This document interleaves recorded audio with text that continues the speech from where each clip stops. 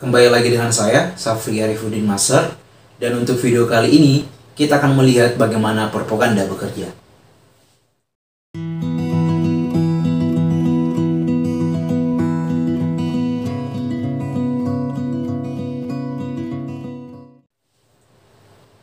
Kita seringkali melihat informasi dan berita di media mainstream atau media arus utama, sebuah berita yang tidak berimbang. Seperti misalnya, ketika ada tindakan-tindakan bom bunuh diri, dan pelakunya itu menggunakan sorban, berbaju gamis, dan bercelana cingkrang, maka langsung dilekatkan bahwa itu tindakan terorisme yang dilakukan oleh Islam. Sehingga, apa yang terkonstruk dalam pikiran kita, Islam itu teroris. Di luar sana, di negara-negara seperti Amerika, Islam itu menjadi sebuah agama yang diidentikan dengan tindakan terorisme. Ini tidak lepas dari apa yang disebut dengan propaganda. Nah, that's how propaganda works. Kali ini, pembahasan kita mengenai propaganda dan buku yang akan kita bahas adalah buku yang ditulis oleh Noam Chomsky, seorang profesor linguistik yang getol untuk mengkritisi kebijakan Amerika Serikat. Dia adalah seorang simpatisan sosialisme libertarian, yaitu sebuah paham yang memiliki filosofi untuk menciptakan sebuah tatanan sosial tanpa hierarki. Noam Chomsky juga seorang pengagum anarko-sindikalisme, salah satu sub ideologi anarkisme yang menganggap bahwa revolusi sosial hanya bisa dilakukan oleh para kelas pekerja untuk menggantikan tatanan negara dan pemerintahan untuk menciptakan masyarakat yang lebih mandiri dan demokratis.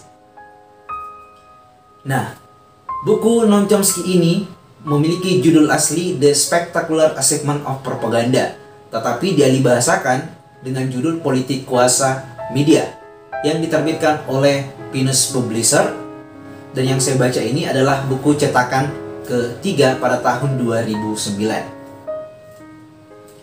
Adapun buku ini itu terbit kali pertama pada tahun 1997 yang diterbitkan oleh Seven Stories Press New York. Nah, di dalam buku ini terdiri dari 10 pembahasan. Buku ini memang tidaklah terlalu tebal, bahkan sangat tipis. Tetapi itu tidak lantas menghakimi bahwa buku ini adalah buku yang tidak layak untuk kita baca. Karena buku ini adalah buku yang ditulis oleh Noam Chomsky untuk memberikan kepada kita sebuah pemahaman baru tentang bagaimana sebuah rezim atau sebuah negara bekerja, bagaimana negara Amerika menjadi sebuah negara yang mengedepankan panji-panji demokrasi tetapi sebenarnya mengkhianati demokrasi. Demokrasi yang tadinya dimaknai sebagai kemampuan masyarakat untuk mengatur diri mereka sendiri dengan alat-alat informasi yang sifatnya terbuka dan bebas, kini justru sebaliknya, demokrasi ala Amerika adalah demokrasi yang dimana alat-alat informasi harus dijaga dan diatur sedemikian rupa sehingga publik tidak senantiasa dapat menjalankan demokrasi sebagaimana esensinya. Nah, pada pembahasan yang lain, Noam Chomsky mulai menceritakan kepada kita perihal awal mula propaganda di Amerika Serikat. Pada tahun 1916, salah seorang presiden Amerika memenangkan pemilihan umum dengan cara propaganda. Dia adalah Woodrow Wilson, yang berhasil menarik simpati masyarakat Amerika ketika itu, yang tadinya masyarakat Amerika itu sangat anti perang, tetapi kemudian berbalik menjadi masyarakat pemuja perang. Nah, itu terjadi pada periode Perang Dunia Pertama. Dan yang berhasil melancarkan propaganda di Amerika itu adalah Creel Commission yang memiliki tugas untuk melakukan propaganda-propaganda di masyarakat. Menurut Noam Chomsky, propaganda dapat berhasil ketika ia didukung oleh para cendekiawan dan para intelektual. Dalam demokrasi ala Amerika, para pendukungnya adalah para teoritis demokrasi liberal. Dalam hal ini, salah satu tokohnya adalah seorang wartawan senior Amerika yang bernama Walter Lippmann. Bahwa salah satu hal vital dalam propaganda adalah persetujuan buatan. Walter Lippmann pula yang memiliki gagasan bahwa demokrasi itu melahirkan hierarkis di mana masyarakat terbagi atas dua kelompok. Yang pertama adalah para cendekiawan, para intelektual yang menempati posisi minoritas.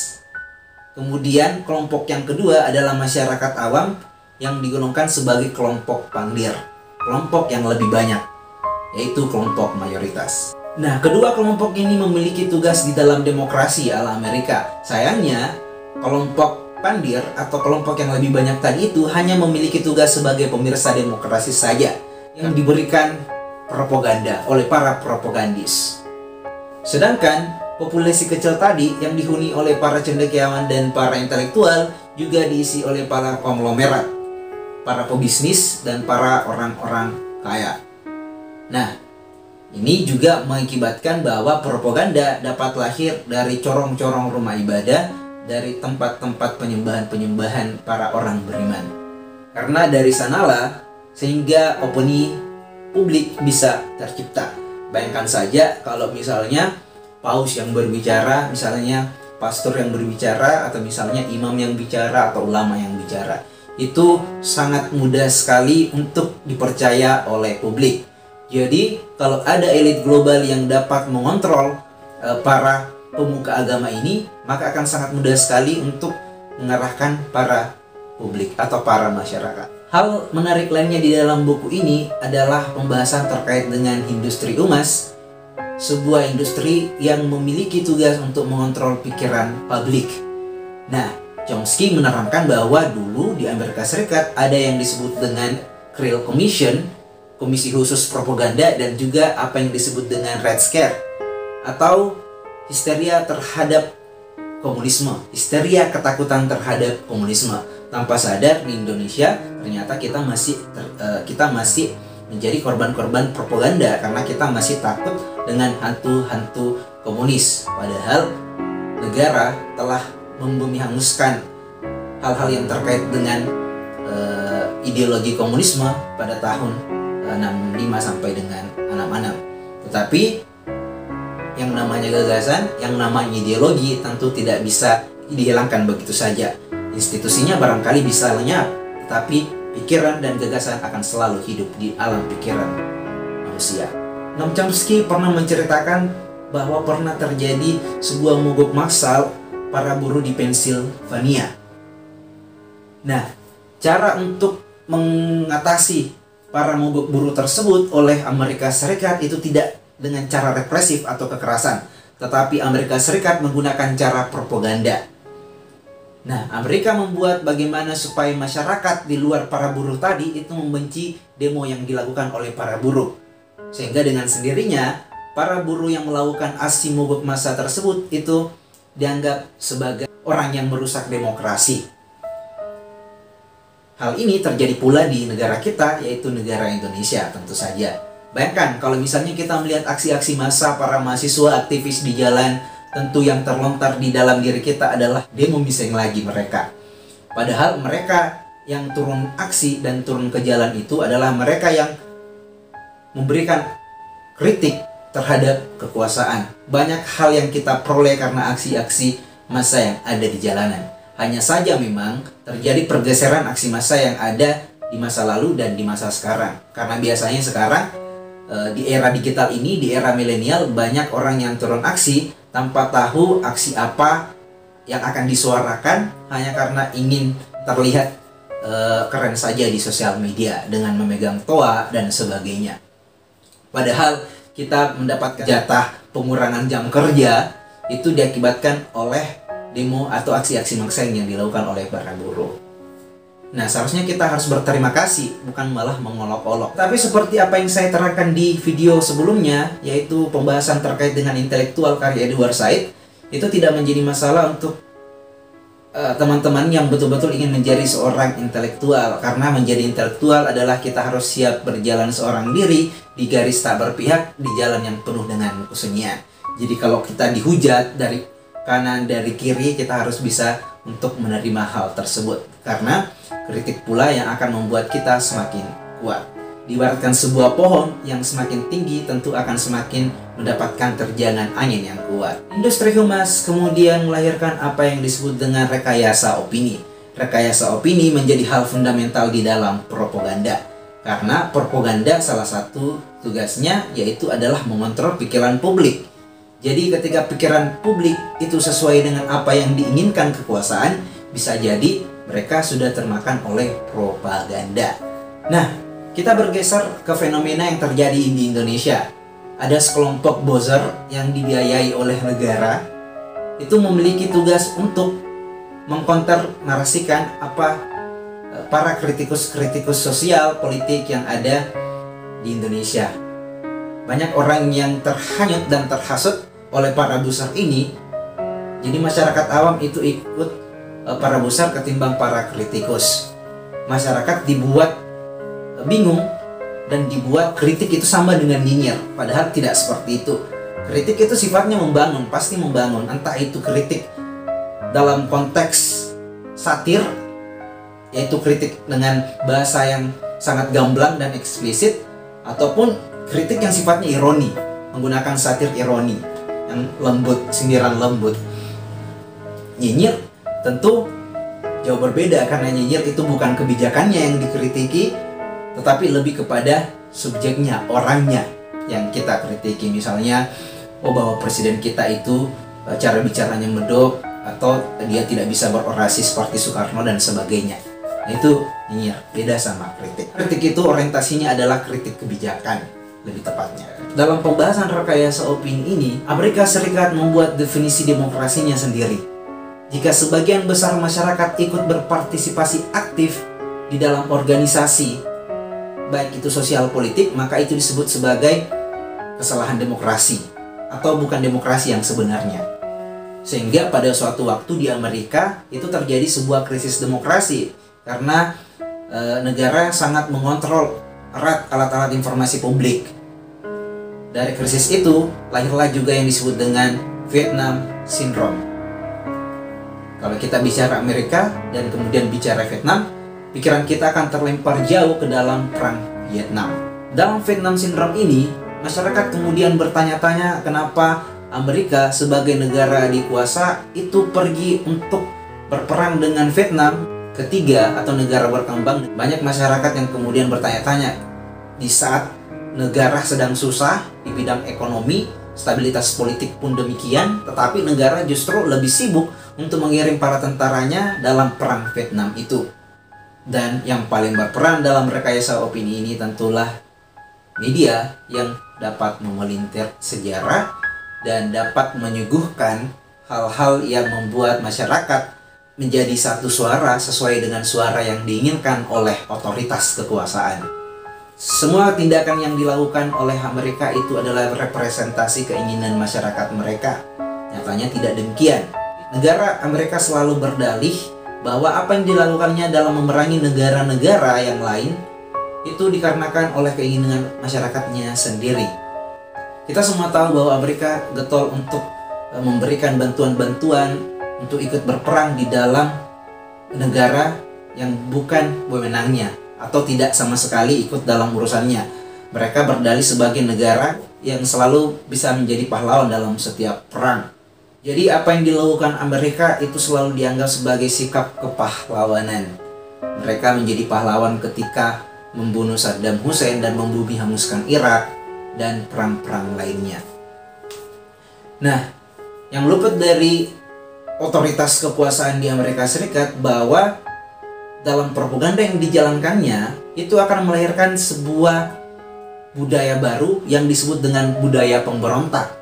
Ini juga diterangkan oleh Noam Chomsky di dalam bukunya tersebut.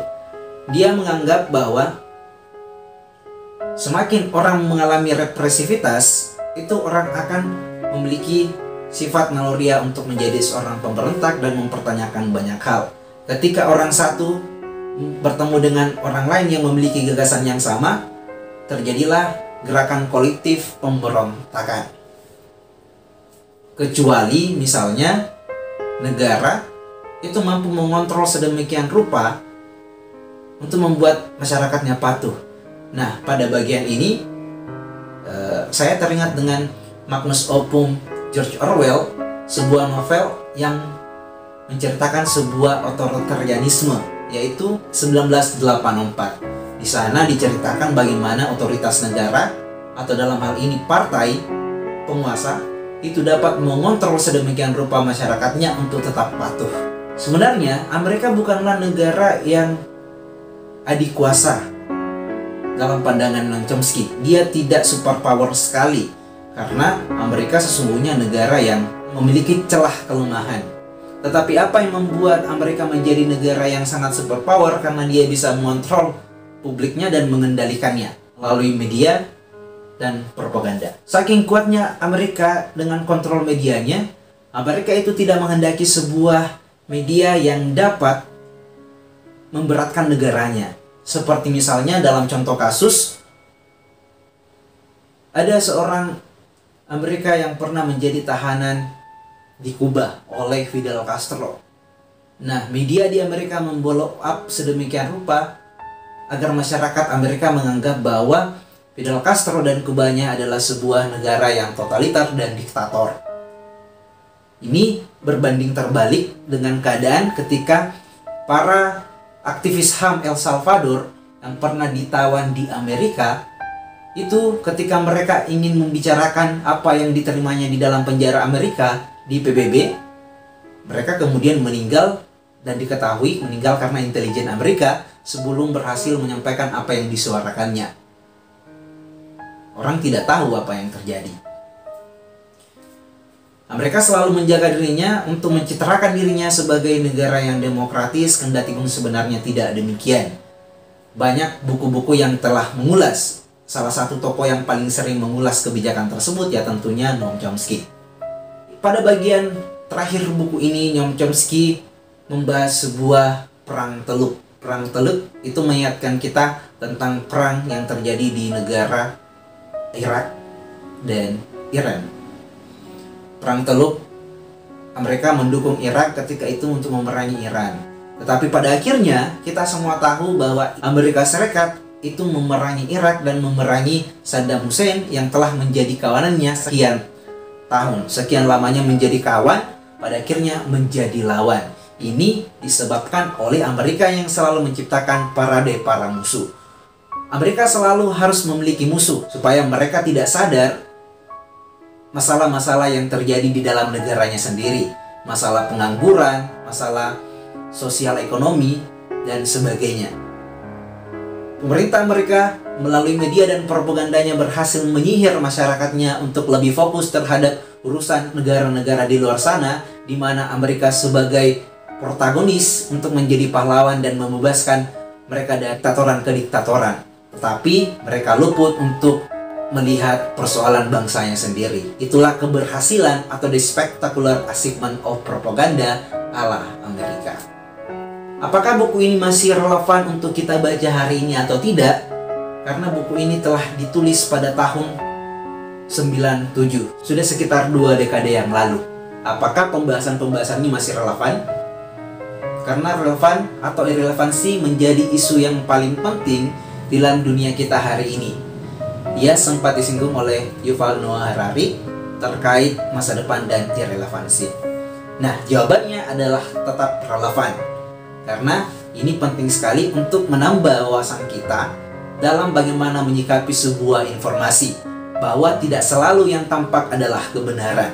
Olehnya itu, kita harus mengedukasi diri kita sendiri dengan terbiasa untuk mencari tahu informasi-informasi yang sebenarnya. Karena jika tidak, kita akan menjadi kelompok pandir atau kawanan pandir ala demokrasi Amerika Serikat. Kita hanya akan menjadi pemirsa demokrasi yang akan mengikuti satu suara dengan suara kekuasaan. Kalau kekuasaan bilang A, maka kita sebagai masyarakat awam akan ikut A. Jadi, menurut saya buku ini sangat relevan sekali untuk kita baca. Paling tidak dengan membaca buku ini, kita berhasil menumbuhkan sikap kritis kita terhadap kebijakan-kebijakan yang dianggap tidak sesuai dengan kesejahteraan masyarakat, tidak sesuai dengan kepentingan masyarakat. Jadi, buku ini barangkali sangat pas sekali buat mereka atau buat teman-teman yang masih menjadi pemuja kekuasaan. Kita tidak lagi bicara konteks pemilihan presiden, tetapi kita bicara tentang maslahat orang banyak. Bahwa pun misalnya kita menjadi seorang simpatisan kepada tokoh presiden, bukan berarti kita tidak bisa mengkritisi kebijakannya. Tentu kita tidak mau terjebak ke dalam sebuah fanatik buta. Ketika misalnya pemimpin mengatakan A dan kita akan ikut ya. Kalau pemimpin itu melakukan sebuah tindakan dengan kebijakan-kebijakan baik untuk menyelamatkan masyarakat dan menghadirkan kehidupan yang lebih baik dengan mensejahterakan kehidupan orang banyak, tentu kita akan ikut. Tetapi kalau misalnya kebijakan-kebijakannya di luar daripada itu, tentu kita harus berani untuk berkata tidak atau kita harus berani untuk mengkritiknya. Barangkali buku tipis untuk mengantar kita ke gerbang pemahaman Noam Chomsky ke dalam buku-bukunya yang lain. Teman silakan berikan kritik dan saran atau kita bisa berdiskusi di kolom komentar.